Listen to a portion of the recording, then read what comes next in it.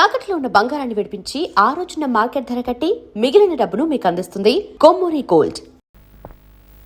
అమ్మా, ఇది ఇక్కడ తగ్గే డబ్బు కాదు.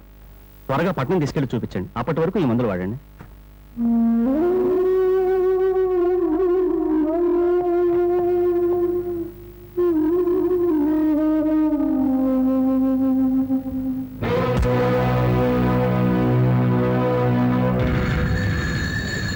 అది 30,000.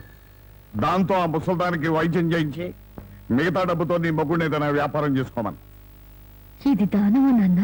ఈ ఇంటి కోడలు అనుకుంటే దానం, నా కన్న కూతురు అనుకుంటే కానుక. కన్న కూతురు? ఎవరు నాన్న కన్న కూతురు? నిజంగా బంధం నీ మనసులో ఉంటే నా పెళ్లికొచ్చి 4 అక్షంతలు వేసేవాడివి.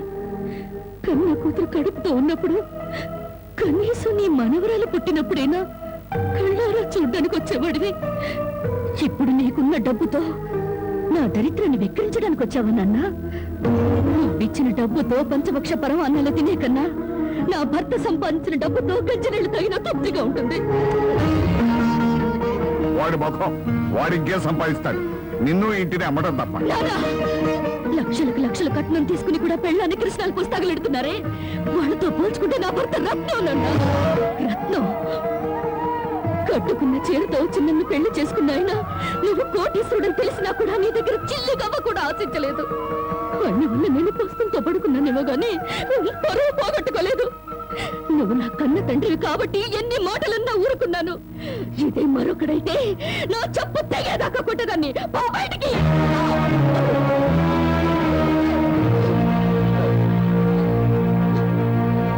సింహంలో బ్రతుకును ఉద్యోగంలో చేరి గాడి చాకరీ చేస్తావా? అవును సార్, మా ఇల్లు గడవడమే చాలా కష్టంగా ఉంది. దయచేసి నాకు ఏదైనా పని ఇప్పించండి సార్. వద్దులే బాబు, నిన్న నా దగ్గర ఉద్యోగంలో పెట్టుకుంటే నా ఫ్యాక్టరీని ప్యాకార్డ్ క్లబ్ గా చేస్తావు.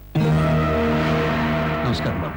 ఏంటే ఇంట్లో గడవడం చాలా కష్టంగా ఉంది, ఏదైనా పని ఇప్పిస్తే చేసుకుంటాను సార్. చేసుకున్న పెళ్ళాన్ని చూసి మురిసిపోవడానికి ప్యాకాడడానికి నీకు టైం సరిపడలేదు. నువ్వేం పని చేస్తావా? వెళ్ళా కానీ రా, నీ జీవితంలో నువ్వు ఏం పని చేసావో నీకు పని ఏమంటావు? మీరు ఏ పని ఇచ్చినా చేస్తాను సార్. చూడు బాబు, పని చేయడం అంటే ప్యాకాటం కాదు. అవన్నీ నీకు పడవగాని వెళ్ళు వెళ్ళు.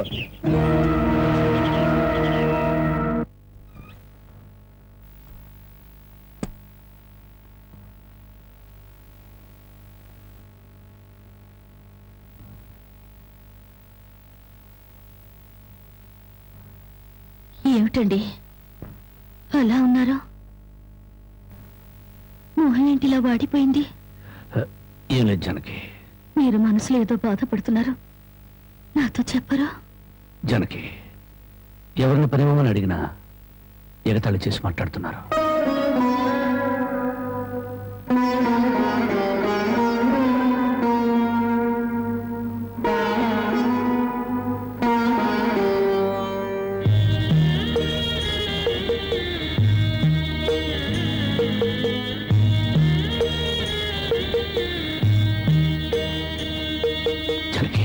రాజా అలా తలెత్తుకుని తిరిగిన నా భర్త ఎవరి దగ్గర చేతులు కట్టుకుని నిలబడకూడదు.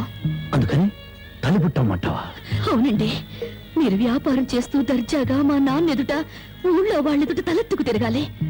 అందుకే మంగళసూత్రం మంగళప్రదంగా మనకు సహాయపడాలి.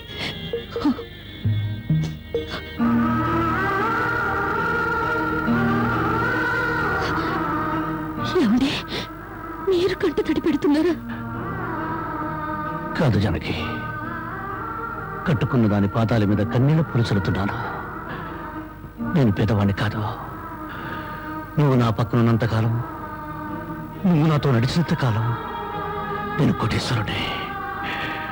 దేవుళ్లకు భార్యలుగా దేవతలు దొరుకుతారంటారు, కానీ ఈ మనిషికి భారీగా దేవత దొరికింది. అంత మాట అనకండి, వెళ్ళిరండి. వచ్చేటప్పుడు పాపకు పాల డబ్బా, బామ్మకి మందులు తీసుకురండి.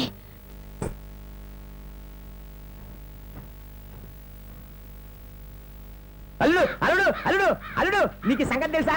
ఊళ్ళో ప్యాకాట పోటీలు బ్రహ్మాండంగా జరుగుతున్నాయి. గెలిస్తే లక్షలు లక్షలు వస్తాయి. ఒక్కసారి నువ్వు కూడా ఆటలో కూర్చుంటే. వద్దుమా, నేను ప్యాకాట ఆడడం ఎప్పుడూ మానేశాను. అబ్బా, ఆ మానేసేదేదో ఇవాళ ఆడి మాని.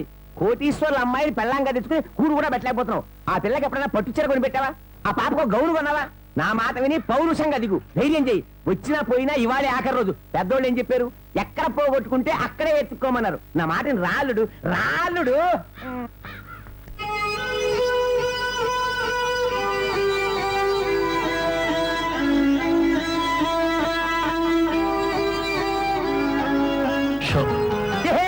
నేను చెప్పలేదు రాళ్ళుడు, ఇవాళ గెలుపు నీదే.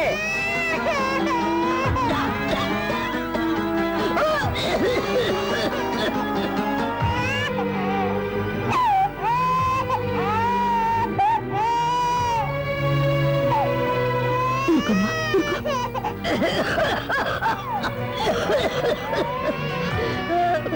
బామ్మ, బామ్మ, కాసేపు వచ్చుకో బామ్మ, ఆయన మందులు తెచ్చేస్తారు. ఊపిరాటలేదమ్మా.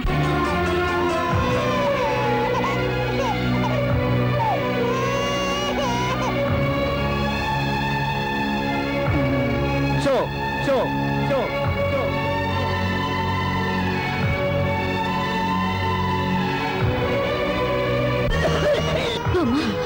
అమ్మాయి ఇంకా రాలేదమ్మా. వచ్చేస్తారు బామ్మ. పాపం బజార్ లేదో పనుండి ఆగిపోయి ఉంటారు. షో షో షో షో.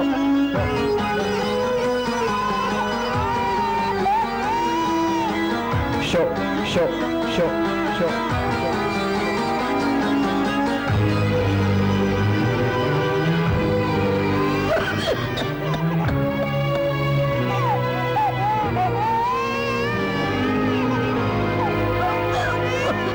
రమయ్య, రమయ్య, ఆయన పొద్దుననగా బయటికి వెళ్ళారు. నీకు ఎక్కడైనా కనిపించారా? అన్నవరాన్ని సత్యనారాయణ స్వామి అయినా వదులుతాడు గాని మీ ఆయన ప్యాకెట్ చెట్టును వదులుతాడమ్మా.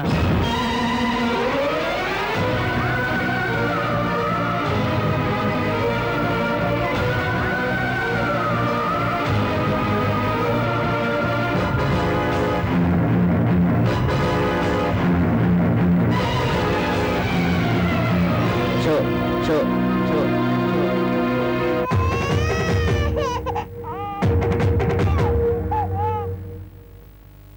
ఏంటి ఆయనకి ముక్కలు వస్తున్నారు? ఆయన దగ్గర డబ్బు లేదుగా. మరి ఇంకా ఎందుకు కూర్చున్నావు? లేచిపోయా. మీ డబ్బు ఎక్కడికి పోదు. ఈ ఒక్కట వేయండి. డబ్బులు లేకుండా కుదరదండి. అలా అంటండి.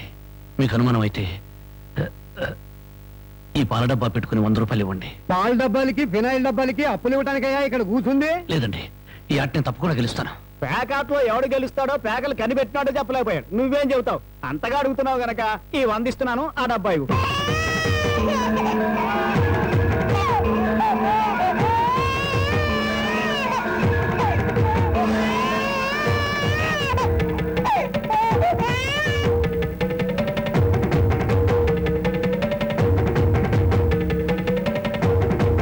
షో షో షో. పేకాడ కోసం పాల డబ్బాలు కూడా తాకడ పెట్టాడు పాపం. ఇంకేముందని పెడతాడు? ఇదిగో బాబు.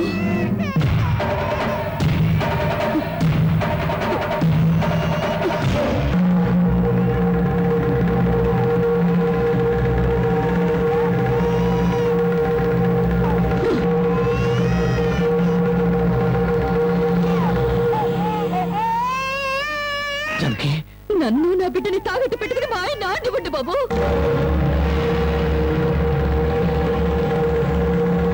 జనకి, నువ్వు ఇక్కడికి ఎందుకు వచ్చావు? భారీగా మీరు ఆడే ఆటం చూసి ఆనందపడదామని వచ్చాను. పసిబిడ్డ ఆకలిని మా ఆరోగ్యాన్ని త్యాగం చేసి మీరు ఆడే ఆటం చూసి గర్వపడదామని వచ్చాను. జనకి, నన్ను క్షమించు. జనకి, నన్ను క్షమించు. లేదండి, భారీగా నా ధర్మాన్ని నిలబెట్టుకున్నాను. భారతంలో ధర్మరాజు జూదంలో తన భార్యని పణంగా పెట్టిన భారతీయ సాంప్రదాయానికి నా మొగుడు వారసుడైనందుకు ఉండిపోతున్నాను. ఇప్పుడు నాతో పాటు నా బిడ్డని ఈ జూదంలో పెట్టి పాత పురాణానికి కొత్త అక్షరాలు చేరుస్తున్నాను. జనకి, నేను చేసిన తప్పే. సుఖాల్లో బ్రతికి నా ఇంట్లో కష్టాలు పడుతున్నా నీ కన్నీళ్లు తుడవాలని ఆడాను. మనిషిగా నీ ముందు ఓడిపోయాను. భార్యని ఆదరించడానికి ఇంతకన్నా మార్గం లేదా? జనకి,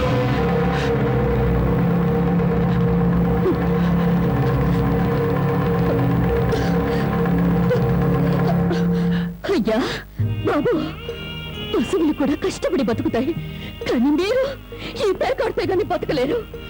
గడ్డి తిన్న పశువులకి పాలిచ్చే లక్షణం ఉన్నప్పుడు బుద్ధొచ్చిన మీకు ఈ పేకాట మీద సంపాదించి గడ్డి తినే అలవాటు ఎందుకు వచ్చింది, ఎలా వచ్చింది?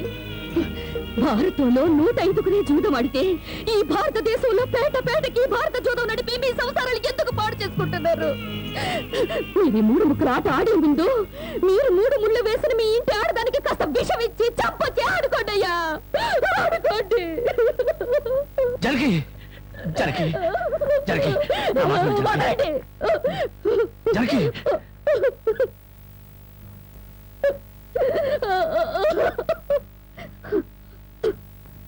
బామ్మ, నేను మోసపోయాను.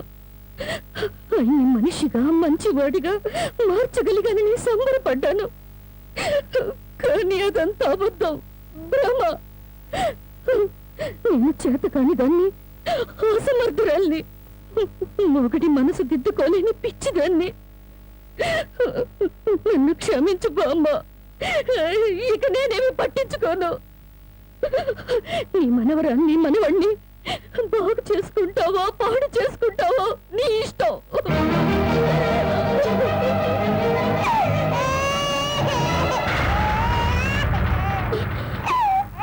అమ్మా బామ్మ బామ్మ బామ్మ బామ్మ బామ్మ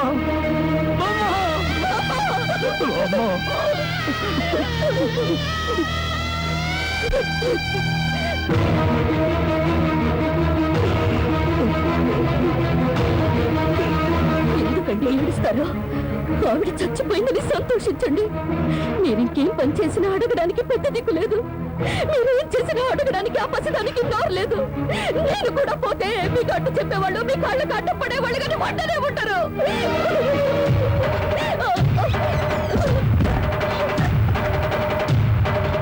జనకి జనకి జనకి జనకి జనకి జనకి జనకి జనకి జనకి జనకి నా మాట జనకి జనకి అంతగా ఇచ్చం చేసుకోవద్దు. గుడ్డి బిడ్డగా ఉన్నప్పుడే నా కన్నతల్లి కన్ను మూసింది. నా తండ్రి దూరం అయ్యాడు. గుడ్డల మీద పెట్టి పెద్ద చేసిన బామ్మ కూడా చచ్చిపోయింది. ఆఖరికి ప్రాణానికి ప్రాణంగా చూసుకుని నువ్వు నాకు దూరం అయ్యి నన్ను ఒంటరి వాడిని చేయొద్దు. జనకి నువ్వు లేకుండా బతకలేను జనకి. నన్ను దిక్కులేని వాడిని చేయి జనకి. జనకి జనకి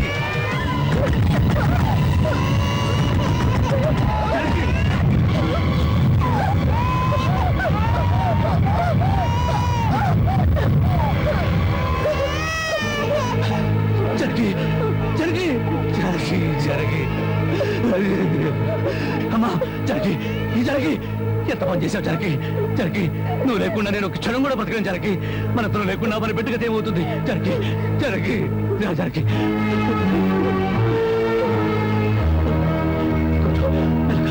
మెల్లగా జనకి జనకి జనకి ఒకసారి బిడ్డను చూడు జనకి. నువ్వు లేకపోతే బిడ్డ దిక్కులేంది అయిపోతుంది. నేను లేకపోయినా పర్వాలేదు, కానీ బిడ్డకు నువ్వు కావాలి. నీకు ఇష్టం లేకపోతే నేను శాశ్వతంగా దూరం అయిపోతాను. కానీ నువ్వు చావడానికి వీలేదు, నువ్వు చావడానికి వీలేదు జనకి. కానీ కన్ను మాకు కావాలి, మగు నువ్వు కావాలి. నువ్వు లేకపోతే నేను బ్రతకలేదు జనకి, నేను బ్రతకలేదు.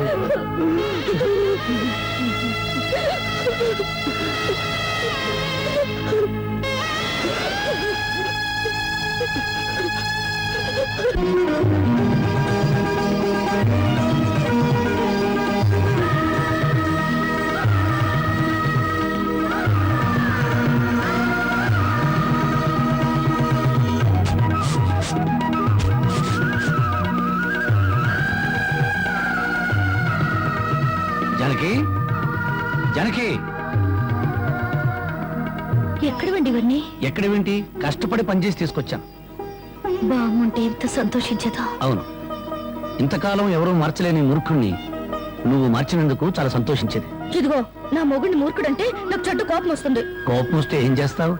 ఇలా వాటేసుకుంటావు అంతేగా. ఉండండి పాపందు. చూడు జనకి, ఈ రోజు నా కూలి డబ్బుల్లో నా బుజ్జి పాపాయికి 5 రూపాయల చాక్లెట్లు, నా ముద్దుల పెళ్ళానికి 5 రూపాయల పువ్వులతో పాటు ఈ సామాన్లు కొనగా ఇదిగో 30 రూపాయలు మిగిలింది. అబ్బా, ఈ లెక్కలన్నీ నాకు చెప్పాలా? మరి నా సంపద నా ముద్దుల పెళ్ళానికి కాకుండా పక్కింటోడి పెళ్ళానికి చెప్పమంటావా? చాలండి, స్నానం చేద్దరు పద. కదా.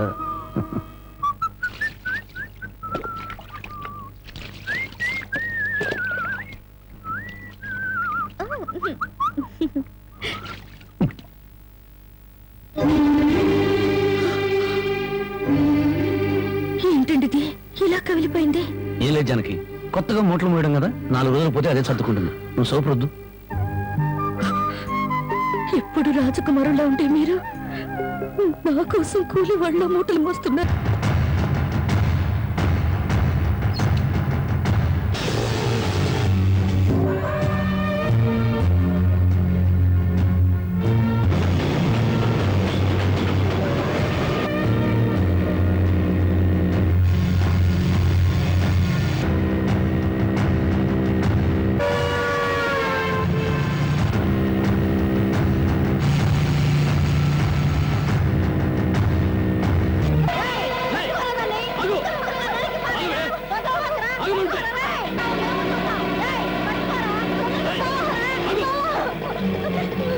అగో జ్యోతి, ఏం జరిగింది? బావా, మా ఆయన నన్ను చంపబోతున్నాడు.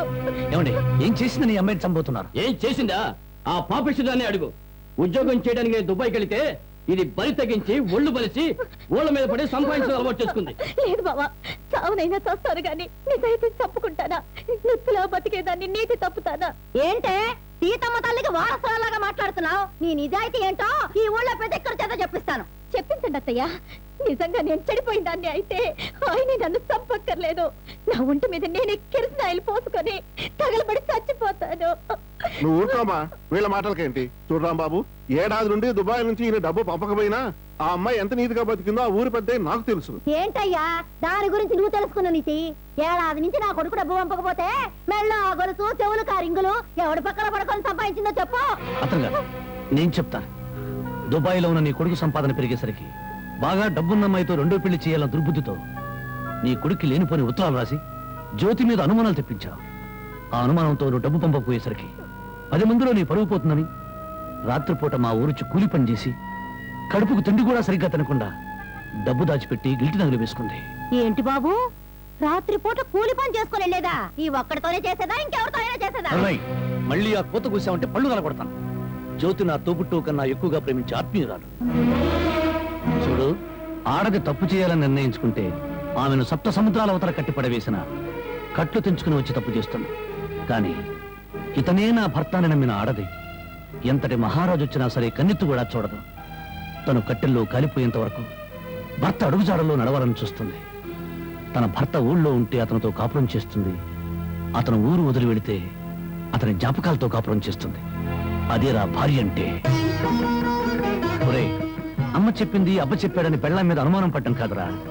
నువ్వు చస్తే నీ తల్లి, తండ్రి, అక్క, అన్న నీ శవం మీద పడి ఒకే ఒక రోజు ఏడ్చి కర్మకాండలు తీరగానే ఎవరి దారిని వాళ్ళు వెళ్ళిపోతారు.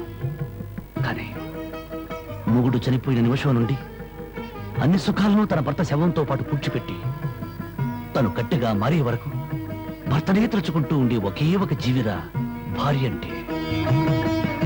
మగాళ్ళకి మనసు మారుతుంది గానీ ఆడవాళ్ళకు కాదురా. భార్య గుడ్డిపోతురాలని చెప్పి ఎందరో మగాళ్ళు రెండో పెళ్లి చేసుకుంటున్నారు. కానీ ఈ భార్య అయినా మొగుడు బిడ్డను పుట్టించలేకపోయాడని చెప్పి రెండో పెళ్లి చేసుకోవడం ఎక్కడైనా విన్నావంటరా? అదేరా భార్య అంటే.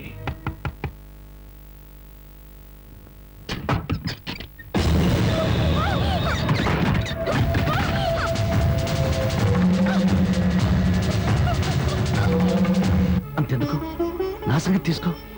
భార్య తాళి కూడా ఆమె జోదం వాడిని వండరా నేను. అలాంటి నాకు తన రక్తాన్ని ఆమె అన్నం పెట్టిందిరా నా భార్య. చివరకు ప్రాణాలు తీసుకునేనా సరే నన్ను కాపాడాలనుకుంది.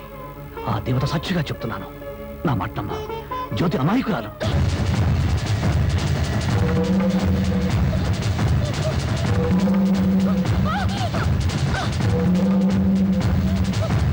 నన్ను క్షమించండి.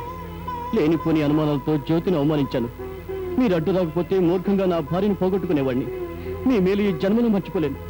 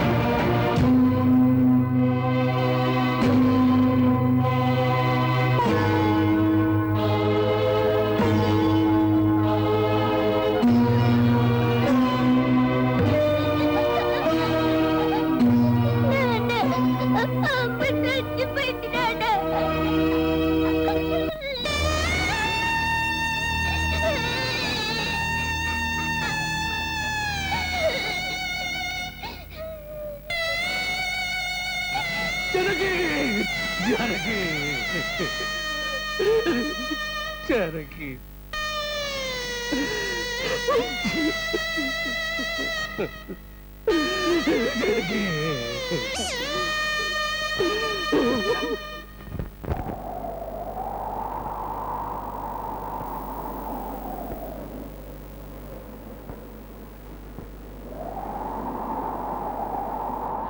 నా కంటి వెలుగు దూరం అయిపోయింది. నా కష్టాల్లో సుఖాల్లో బాధల్లో బాధ్యతల్లో నాకు తోడుగా నిలబడి నన్ను మనిషిగా నిలబెట్టిన దేవత అందరంతా ఎత్తుకెదిగిపోయింది. అందుకోలేనంత దూరం చేరుకుంది. ఆమె చివరి మాటకు చివరి చూపు కూడా నోచుకోలేని దురదృష్టవంతుడయ్యాను. ఇప్పుడు చెప్పు, గృహలక్ష్మిలా నా గడపలో అడుగుపెట్టిన నా ప్రాణ ఇల్లాల్ని నేను చెప్పుకుంటాను. నా జీవితంలో చీకటిని చంపి వెలుగును పంచిన నా ప్రాణదీపాన్ని నేనే ఆర్పేసుకుంటానా? మీ నాన్న కోట్ల ఆస్తి ఆశ చూపించినా నా భర్తే నా దైవం, నా భర్తే నా ప్రాణమును నన్నే అంటి పెట్టుకుని నేను పోసే గంజి నీళ్లే పంచపక్ష ప్రమాణాలుగా భావించిన మీ అక్కను నేను చంపుకుంటానా? మరి మా నాన్న అలా చెప్పాడే. మీ నాన్న పశువు పారాయణతో కూతుర్ని అత్తవారింటికి పంపించాల్సిన మీ నాన్న వాడి మీద పడుకోబెట్టిన కూతురి శవాన్ని చూడడానికి కూడా రాలేదు.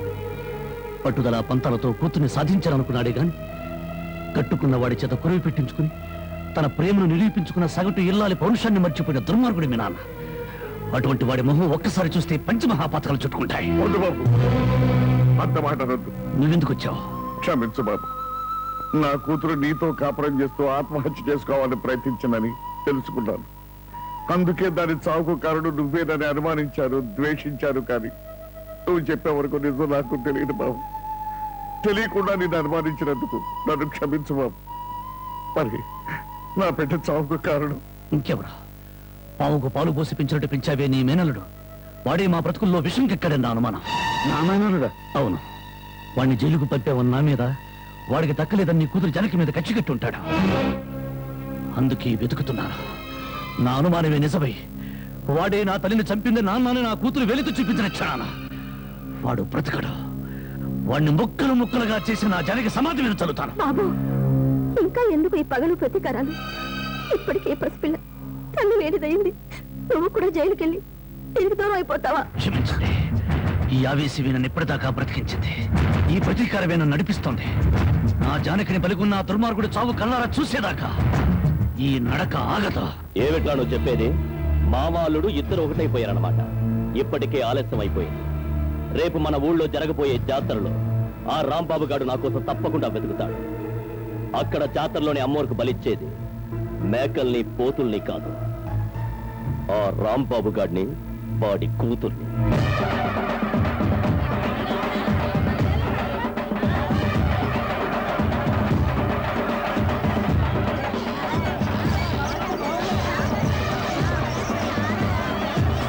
నువ్వు కూడా రంగరాటం తిరుగుతావా?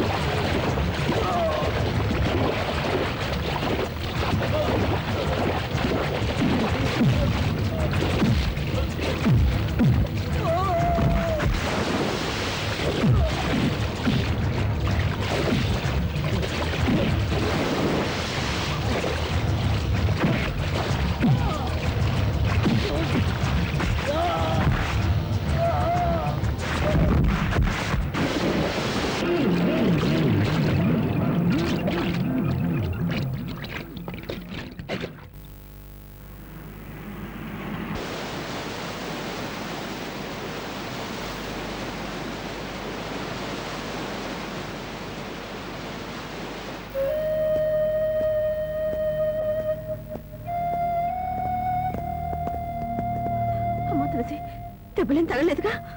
బాబు, నా ఆస్తి మొత్తం పోసైనా నేను విడిపించుకుంటాను. మనస్ఫూర్తిగా నా అల్లుడుగా చేసుకుంటాను. మామయ్య, జానకితో నిండిపోయిన గుండెలో మరో స్త్రీకి చోట్లేదు. అవునమ్మా, అన్న భార్య తల్లితో సమానం, భార్య చెల్లెలు బిడ్డతో సమానం. నువ్వు నాకు బిడ్డలాంటి దానివి. నీకు నాకంటే మంచి మొగుడొస్తాడు.